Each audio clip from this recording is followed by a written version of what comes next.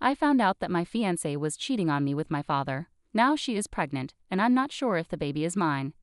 I'm a 27-year-old guy, my fiancée is 26, I'll call her L, my dad is 52, I'll call him B, and my mom is 50, I'll call her M. I never thought this kind of thing would happen to me, but here we are. I've never used Reddit before, but I've seen stories from here on TikTok, so I thought I'd ask for some advice. I know you all like to hear the backstory, so I'll try to be clear and to the point. It's only been a week, so please bear with me if I get upset while sharing this. Elle and I met when she was a freshman in college. We met in college where we both lived in the same dorm building. We found out we were from towns just 20 minutes apart, so I started giving her rides home whenever we went back. It wasn't a big deal, and after many trips and hanging out at school, we began dating. Our families are both very close, so we told them about our relationship right away. I had met her family a few times when dropping her off, but it was just basic introductions. Both of our families welcomed each other warmly, and our relationship grew stronger. I graduated a year before her and moved back home, where I got a good job with high pay. I visited her at school whenever I could, and she made time to see me when she came home. After she graduated, she moved in with me since both our jobs were in the city near where we grew up. She also got a great job with good pay at the company she works for now. After living together for about 3 years, I proposed, and we've been planning our wedding ever since. Now for the part you're all here for. Looking back, there were many things I ignored, thinking my father was just trying to be friendly with my fiancée. Things like my dad calling her often, and when I was around, they'd just say they were talking about a family party or something like that. One time, Elle was in the shower, and her phone rang. I saw it was my dad, so I answered. When he realized it was me, he sounded both upset and surprised. I asked what was up, and he said he wanted to talk to Elle about my mother's birthday, which was coming up in a week. We ended the call after a minute. Even now, typing this, I feel like an idiot for not noticing it sooner. The day I found out was just like any other. Elle had Thursdays off, so she made breakfast for us. When I left for work, she kissed me and told me to have a great day. On my way to work, I remembered I had forgotten some paperwork I needed for a 3:00 p.m. meeting. I decided to go home at lunch to get it. Elle texted me throughout the day, chatting about ordinary stuff, like what to have for dinner, that she did the laundry, and if I wanted her to hang it up. I didn't think it was necessary to tell her I was coming home for lunch, so I just left work and went home. When I got home, I saw a car that looked like my dad's in our parking lot. I didn't think much of it and just parked and went into the building. When I opened the door, I walked into a scene straight out of a movie where a person catches their spouse cheating. There was a trail of clothes, both his and hers, leading to my bedroom, and faint moans were echoing through the apartment. I stood there in shock, feeling a mix of rage, sadness, and disgust. If someone had been watching me, they would have seen me frozen, like a statue. When I finally came to my senses, I don't know how much time had passed, I took out my phone to record. I picked up the clothes from the floor and threw them into the hallway. After filming my walk to the bedroom, I stood in the doorway for about a minute before flipping on the lights. They both jumped at the sudden light and looked at me. To my shock, it was my father in bed with her. After a moment of stunned silence, my dad noticed I was recording and started to panic. He grabbed a towel to cover himself and told me to stop recording. He wrapped the towel around himself and started walking towards me. I told him to stop coming at me if he didn't want to get hurt. Whether he didn't hear me or didn't care, he reached for my phone. I punched him square in the jaw. His head hit the door, and he fell to the ground. Elle screamed. I aimed the camera at Elle and said, "Worried about your buddy, but nothing to say to your fiancé." My father woke up after about a minute. I told them I just needed to pick something up for work and that I was heading back now. I warned them that if either of them was there when I returned, I'd send the video to everyone they knew. I ended the video, looked at my dad, who was still coming to, and said, "You're dead to me. You're not my father anymore. You might want to go home and talk to Mom because I'll be talking to her very soon." I sat in my car for a while until one of my bosses called to ask where I was. I told her I was on my way back. When I got to her office to hand in the paperwork, I must have looked terrible because she asked what was wrong. I told her it was nothing and that I'd be okay. She noticed some blood on my collar and rushed to me, saying, "You're bleeding." I said it was my father's. She looked confused, so I showed her the video. She watched it all the way through. She had met Elle a few times, but never my father. She sat there silent for a moment, and it finally hit her that my fiancé was cheating on me, and it was with my father. She asked if there was anything she could do, suggesting I take some time off. But I said I couldn't go back there right now. I told her I just needed a minute, and that I'd be fine for the meeting. I had another shirt in my office. The meeting went fine. I put on a smile for everyone like nothing had happened. My boss came up to me afterward and asked how I could do that, but I just said I didn't know and went to my office. I came home and was alone for the first time in a long time. Thanks for reading. Sorry for writing so much, but it felt good to get everything out. I don't know what to do next. I need to leave this apartment. I can't stay here, and there's no way I'm sleeping in that bed again. I know I need to get checked for STDs, and I think I might have hurt my hand. Update 1 ***. Wow, hello everyone. I didn't expect so much support when I came back to Reddit. I didn't plan to update, I just wanted to share what happened and maybe get some advice. After I wrote everything down, I closed my computer and felt really down. After I posted, it hit me hard. To those who think it's fake, I wish I was this creative. I'd write books instead of working a 9 to 5. I'll try to reply more to this post. I just logged back on and it was overwhelming to reply to every comment. I read most of them and really appreciate all the thoughts, both good and bad. The day after I posted, I tried calling my mom, but I couldn't get through. I wanted to see if she could have lunch with me so I could tell her everything. After about a dozen tries, I decided to drive to her house. She needed to know what happened as soon as possible, even if talking about it was going to hurt all over again. On the drive, I thought about what I would say and how I'd say it. That made me panic, and I had to pull over twice to throw up. It's not every day you have to tell your mom that her husband is sleeping with your fiancé. I pulled into the driveway and sat in my car for a moment to calm down and collect my thoughts. After a few minutes, my mother burst out of the front door. I got out of my car, and she started yelling at me, saying how dare I come to her house after hitting my father when he tried to break up a fight between Elle and me. She called me every name you can think of and called me an abuser. She told me to leave because Elle isn't ready to forgive me yet, and if she's smart, she never will. Apparently, my father had taken Elle to our family home and told my mom that Elle and I were arguing, and when he tried to stop it, I hit him. She kept going for a while, and I finally snapped. I said, "Really, Mom? Your husband is sleeping with my fiancé. That's why I hit him. If you don't believe me, I have a video. I'll send it to you. But since my own mother can talk to me like this, don't expect to see me again. I don't want to hear your apology when you finally realize you're just as much of a piece of **** as my piece of **** father." Her face fell, looking just like mine did when I first walked into my apartment and caught them. I pulled out my phone and sent her the video. My mom took her phone out and turned it on. She played the video up to the part where I turned on the light, then put her phone down. She looked at me, but I turned and got back into my car. I backed out of her driveway. Before driving away, I looked at her, and she was in tears.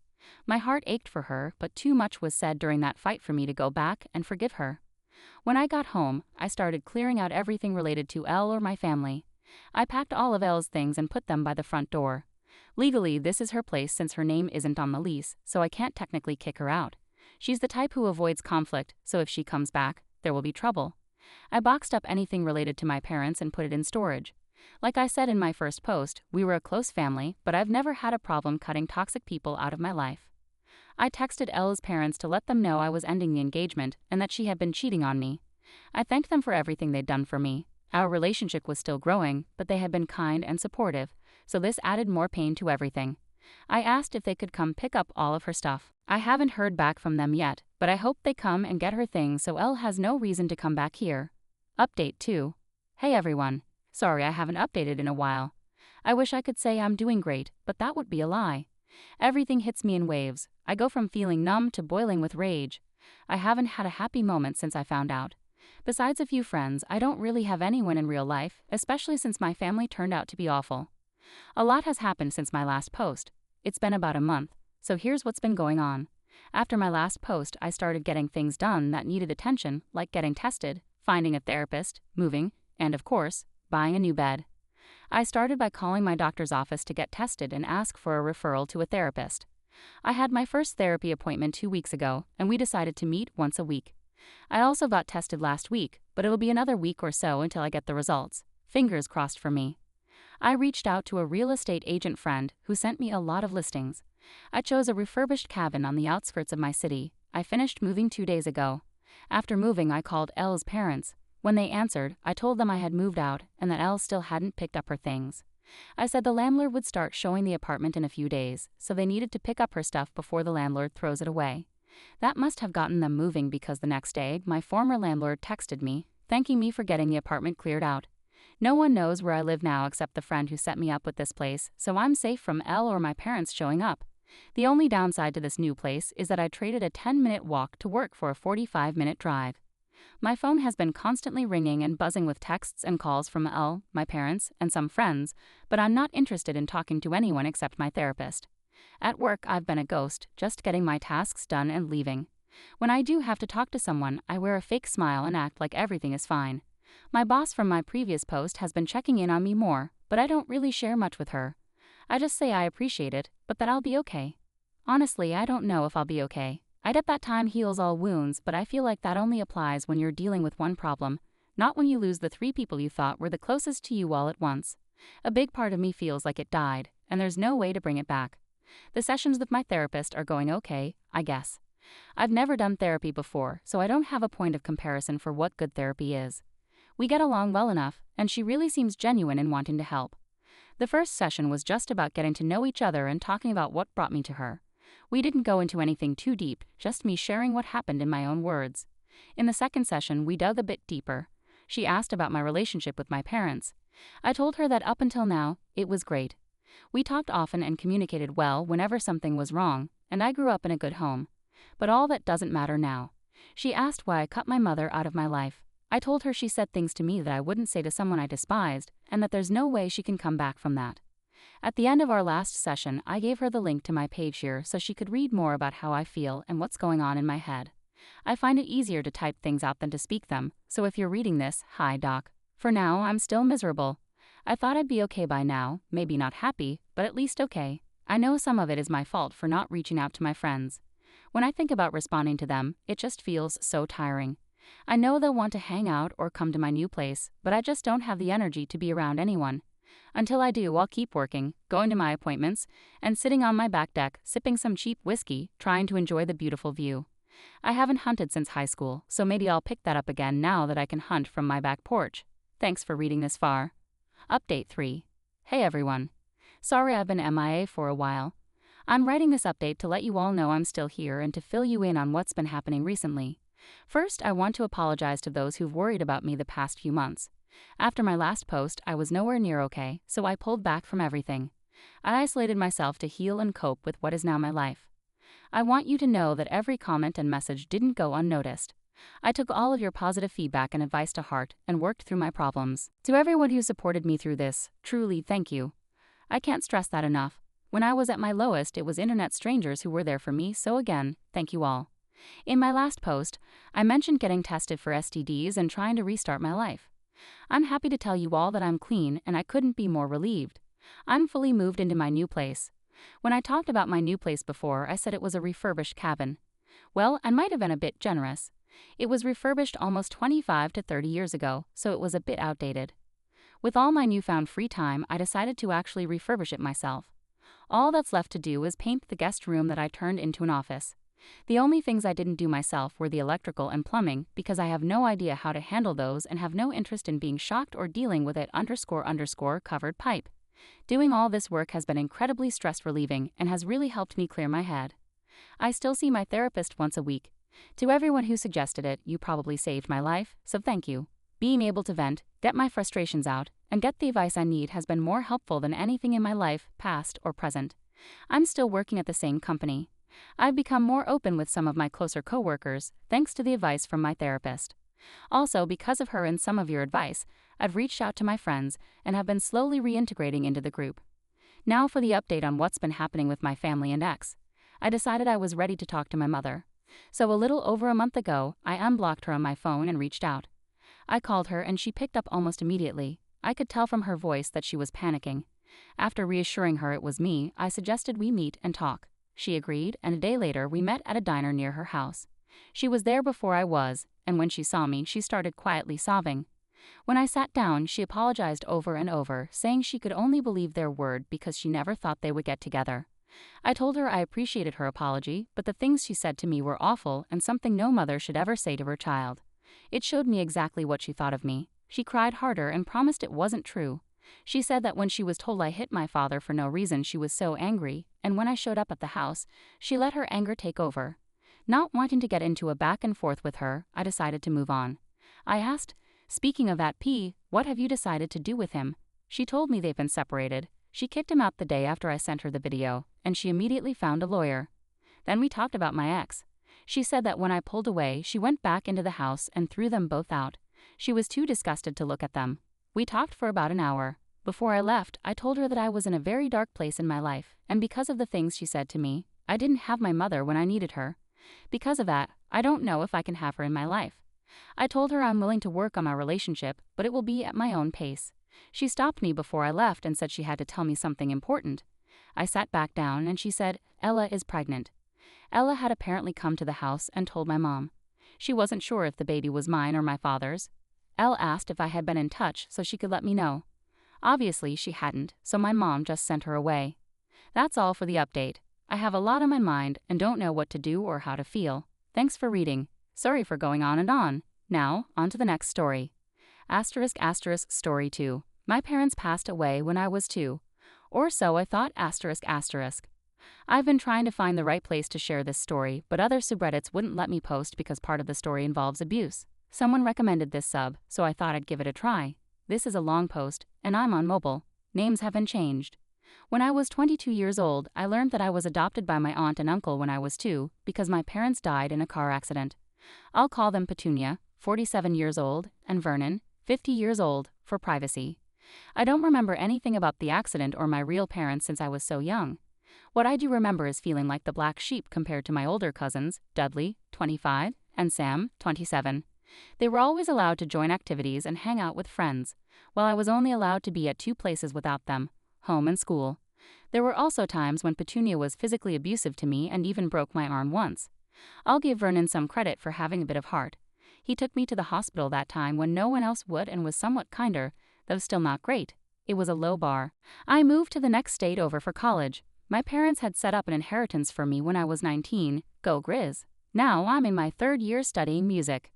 Yesterday my maternal aunt and uncle, James, 44, and Lily, 43, showed up at my apartment unexpectedly. It's a 10-hour drive, so it was quite a surprise. They said we needed to talk, so I went out to the porch with them. That's when they told me they were actually my parents. I was silent, shocked, and angry. For 17 years I had known them as my aunt and uncle. They were my safe place. At family gatherings they would see the marks from my aunt's abuse and comfort me, but they never confronted her about it. They tried to explain themselves, but I cut them off, saying, I don't want your explanation. Just leave. Then I went back inside and slammed the door. They knocked for a while, but left after about 15 minutes. That finally gave me a chance to break down and cry. Thankfully, my roommate was there. She really helped me process everything and comforted me through what felt like hours of crying. Well, apparently my aunt found out as she messaged me on Facebook. I can't block them because they hold access to my inheritance. Now that I know they're alive, I have no idea how that works. She scolded me, telling me how cruel I was to my parents for not letting them explain. But I just couldn't react any other way. I thought for my whole life I was an orphan, but to know that they've been there this whole time, seeing the abuse and basically just watching, my head is everywhere. Still, I know my aunt is still just being manipulative and abusive, but she still has a bit of a grip on me, and I just can't think straight. I'll add that since my initial attempted posting, my mother sent me a message trying to explain everything. She said that they fell into financial hardship around the time they gave me up and couldn't afford to raise me, which I understand. Petunia and Vernon wanted another kid but couldn't conceive, so they gave me away to them. What should I do? I get why they gave me up, and it feels like this is a chance to have a proper family. But at the same time, they've always been a part of my life as my aunt and uncle, and I feel they've abandoned me as they just watched as I was abused. Met at a crossroads. Update. My parents have resurfaced, and now I'm facing a big decision. I want to thank everyone for your responses and kind words. Sorry I haven't replied to many comments. My mental state has been really affected by all this, and I haven't had the energy to respond individually. I'll do my best in this post. If you missed the original post, you can find it here. Following the advice from many of you, I've started seeing a counselor at my school. She's been amazing in helping me sort through everything, and now I feel much clearer in my thoughts. We've been working on a plan, and showing her the posts and comments has been really helpful. Here's what we've decided so far. ***, create space. ***, I had a phone call with Petunia and Vernon, my aunt and uncle.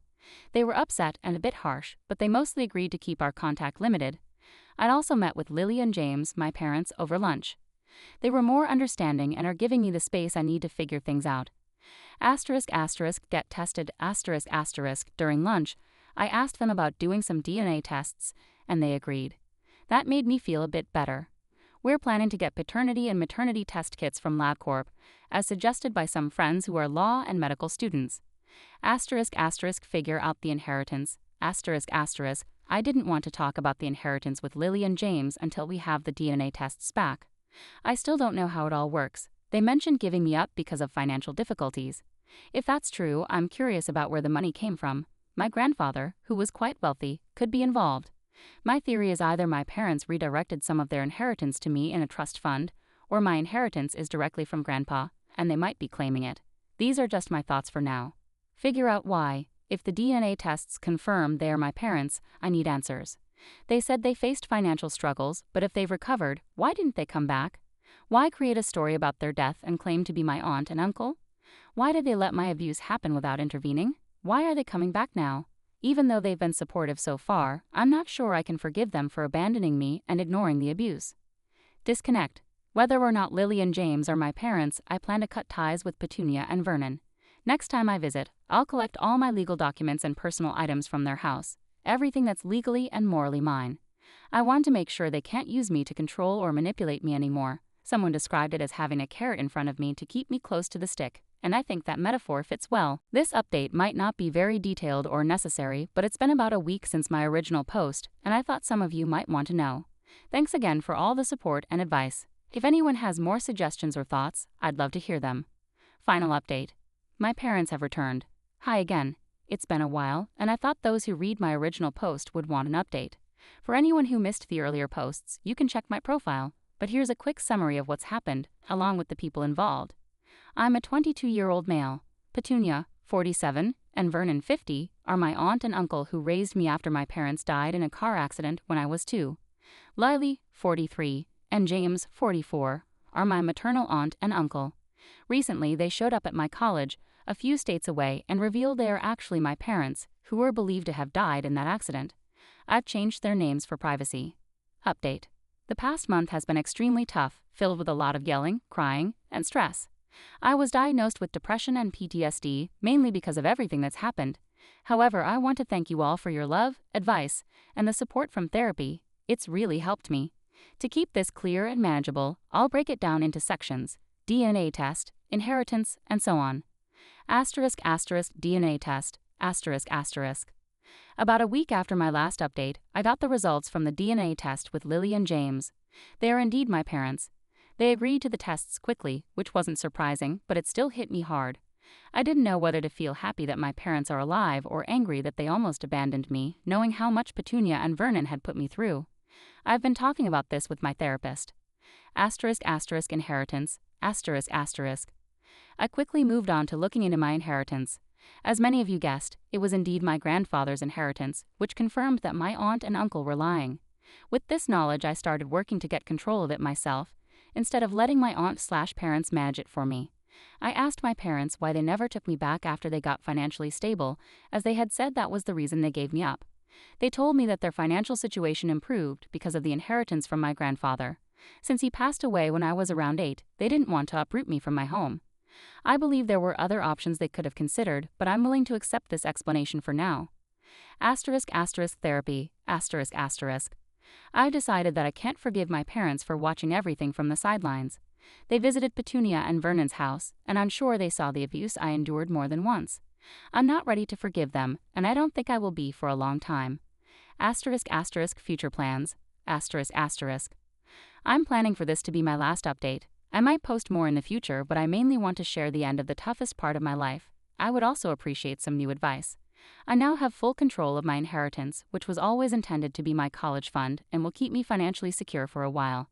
I am planning to have minimal, if any, contact with my aunt and uncle. That leaves my parents. Even though I don't forgive them, part of me wants them to be part of my life and to reconcile, as I never had true parental figures. Another part of me believes what they did is unforgivable and doesn't want to see them again. Final thanks. Thank you all once again for following my story and supporting me. This has been the hardest time in my life, and I am so grateful for all the love and advice you've given me. I apologize for not responding to any comments, but I read all of them. With everything going on, I just couldn't find the energy to reply. Since things are winding down, I don't think I'll be able to respond now.